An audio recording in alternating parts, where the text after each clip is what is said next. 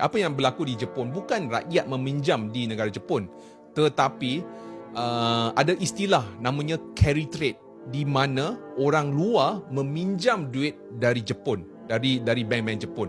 Kenapa mereka meminjam duit dari bank-bank Jepun?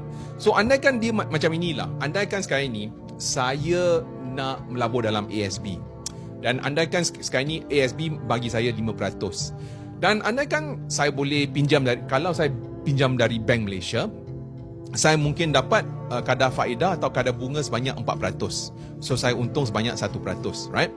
Tetapi kalau saya pinjam duit saya dari negara Jepun, disebabkan Jepun sekarang ini mereka nak merangsangkan ekonomi di negara Jepun, apa yang Jepun telah buat adalah Jepun telah kurangkan interest rate pada kadar yang sangat-sangat rendah untuk merangsangkan ekonomi di negara Jepun. So, apa yang telah berlaku adalah apabila kadar faedah di negara Jepun agak murah, apa yang akan berlaku adalah orang luar pinjam dari negara Jepun, dan apabila mereka meminjam dari negara Jepun, mereka menggunakan duit ini untuk beli aset-aset.